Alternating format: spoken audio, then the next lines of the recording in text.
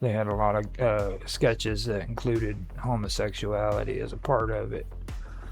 And They talked about everything that was taboo. mm, Anything that wasn't allowed, they picked it to be a topic, which is quite clever, really, because people laugh to release stress. mhm. So you build up that sort of stress by being irreverent and by attacking things that are reverent. You're going to get people to laugh at you because they don't know what to say. They're like, That's kind of why I wanted to do this, stir the fallout, because with today and in today's climate, we need more people like Monty Python and freaking Dr. Demento and all of them. People who were actually able to say, "Look, man, don't take life so serious." hmm, You It's know. interesting how Python is dated, though. I was watching, it was a sketch done by John Cleese and Michael Palin. And they were doing it, I think, late 90s, early 2000s, something like this. And it was for a Monty Python revival where they were having some of the guys back. They were much, much older, of course, you know. Uh, this is like, 30 years later. So they're doing a little sketch, much like all of their classic sketches. And at the end of the punchline is after they have this big argument, the one invites the other to go back to his place. Kind of like they did a sketch like that with a policeman where a guy had his wallet stolen. He said they talked for like, well, I can't do anything. Welcome back to my place. All right. And that was like, really hilarious. But I remember watching the sketch and I'm waiting to get to the punchline. And the punchline is that they're going off together for a romantic occasion. And it really wasn't all that shocking sort of thing after, 50 or 40 years. I'm like, well, where's the punchline? Okay. So, it doesn't have the impact that it once did because things change, things get dated. But Mhm. the fact that that was a taboo was what made it funny. And of course, laughter is, as has been pointed out, an evolutionary stratagem. It's a non-lethal means of enforcing social compliance, so that when you see something that is not socially compliant, you don't have to my example is always just because a guy is gathering sticks on the Sabbath doesn't mean you have to stone him to death. Instead, you laugh and you learn not to break that social taboo. But it got short circuited into comedy where we go to deliberately laugh. Kind of Right. interesting. I At like least that's that. my theory. See, that's the kind of thing I took hold on with Mark Watashik when we started doing all the stuff, getting it set up and everything, because he does shows with Jack, who does the paranormal investigation thing. And the whole merman idea that I came up with, that I told Mark uh, Edworthy about, where with his Lord Edworthy character, where that started out, where his only desire is to be a merman. It came from Jack, because in my sketch, I've got it set up to where a little Japanese girl, it was a warm summer day, she freaking took her clothes off to go for a swim, and an octopus came along and ate her clothes. And then a shark ate the octopus, and she said, "Oh my God, what do I do now?" And that's the punchline. Okay. But, Okay. but then it evolved. It has Mark Watashik has a guy who's his handler on the radio who watches his content to make sure it abides by certain regulations and stuff, and he calls him his handler.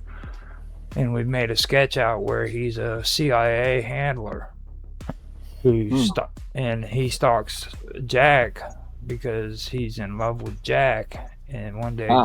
Jack went out to the water and jumped into the water, and he turned into a merman. So Huh. so now you have Gary, who's freaking in love with Jack, following him around, who finds out that the guy he's in love with turned into a merman, and now he's trying to figure out how to catch him. So Mark Watashik is wanting to catch a merman too, because he's gay as well. then we went a little bit farther, and in the songs I've added it into where freaking John Galt is gay, and freaking so is Bullhorn Barry. You know what I mean? So we've kind of evolved this whole punchline. You know what I mean? And This is an orchestra of gayness. yeah. So, and I mean, there's ways you can turn it all into something hilarious, because I think, like you said, the whole atmosphere has changed and everybody's accepting it, but there's also people who are very hostile towards it. You know what I mean? So, I don't think it has to be like hostile. It's Every time you bring up that merman thing, I think of the Jimi Hendrix song. Yeah. The song about becoming a merman. Now you're putting crazy A ideas. merman I could turn to be. That's the name of it. You know, it's now, ever since you said it to me, I've been thinking about it too. So He's a Hendrixy kind of like musical style for it. That'd be great. But I just saw a clip of Hendrix playing acoustic too the other day. It's like, wow, what a guy.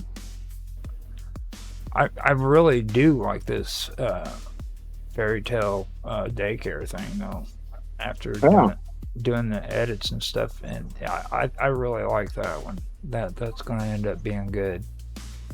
Now next my next one is going to be 666 flags. I was just thinking, I should have 666. I thought 666 words for me.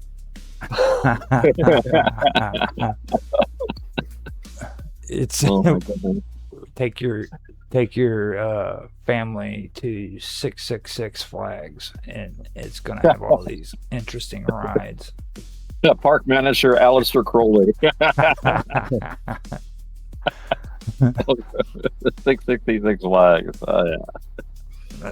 That's why I enjoy hanging out with Mark Watoshik, is because like we bounce ideas off of each other, and like he's obsessed with ska music and freaking hickerbilly. Okay, and like I'm amazed that the man is living in Texas. Okay, and I hope to God he didn't grow up in Texas, because if he did, I know he got beat up as a child. You know what I mean? He might have done some of the beating too. You don't know. It's Texas. Yeah. But I've been going through. We've been mashing up some music, coming up with some stuff, and then that's when I started eventually saying, "Look, we need to do a freaking scripted show for this stuff, because it's really good content. It really is." Epic behavior. You know, so I think I chased Tan and Bob off. I was talking about. When I got here, we're talking about papal infallibility, which I believe was a 19th century thing. And Tan would know better than I, but for some reason, the year 1839 sticks into my mind.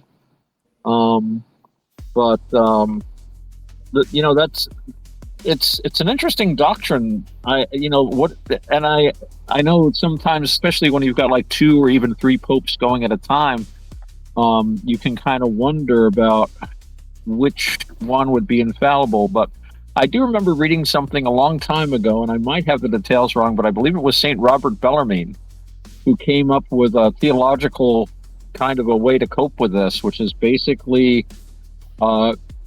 even if the Pope is wrong about something,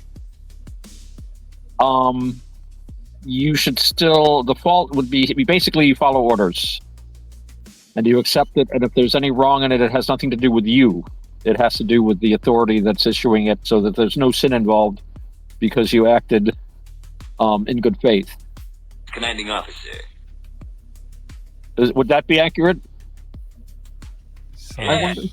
Yes, that sounds about right. No. Okay, so I was saying before about the 2 modes that the Pope operates, right? When he declares anything ex cathedra from the Right. chair, Right. that is that is definitive and infallible. And so I think throughout the church history, there's only been a few instances of that kind of declaration. One is the Immaculate Conception.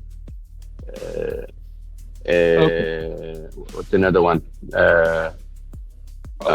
But when that happened, so when that's being declared, no other pope throughout history has ever reversed anything that's declared as infallible teaching, right? But that's the whole. So it's only though when he's speaking ex cathedra, I never knew how to pronounce that. Ex cathedra, yeah.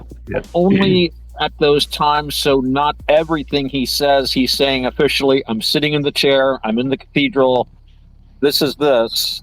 It doesn't cover every single statement he makes then. It's only those specific statements, and those are few and far between, is what you're saying. Yeah, right. And as I understood it, it's something with doctrine or morals.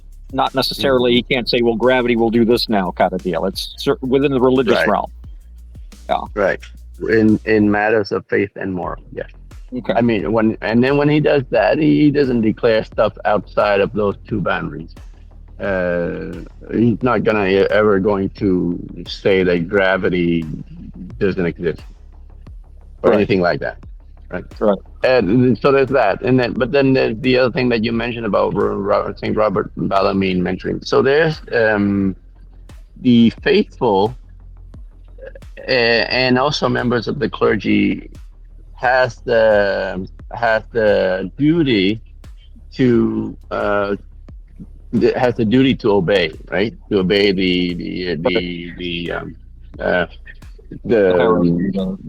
hierarchy. Yeah. So if you are in part of the local church, you obey your local bishop, right? Whatever he says, you need to follow, so long as it doesn't go against your informed conscience, right? So right. So there's also the moral authority of your conscience. So that's a safety valve there too, like a check and balance. Yeah. So more so the clergy, they have the obligation to obey their bishop, and then they have to swear obedience to the Pope, right? That's part of their clergy. So so you cannot totally go as a member of the clergy. You cannot go publicly opposing anything that the Pope says. There's room for what do you call it? Debate, objection, but respect for objection. But you cannot just coldly go anti-Pope, all out against the Pope, and at that point you're basically there's you can do that to a certain point, and there's people in the church who have been doing that, but at some point if it gets out of hand, and then the Pope puts down his foot, then he will declare you excommunicated, and then you're outside of the church, basically. And I think in the last couple of years, there's a couple of people who've done that, who've been excommunicated. And I have heard that the church has always been much more open to debate as long as it was not public. That if you had a theological dispute, that you were perfectly free to air things and object to things, but if you go public with it and declare to the people, hey, this is wrong, is a lot different from talking to other members of the clergy and saying, I'm really disturbed by this kind of deal. So there was more, guys like Feudon or Bruno got more in trouble because of their public speaking more than, the private debates they might have with other clergy.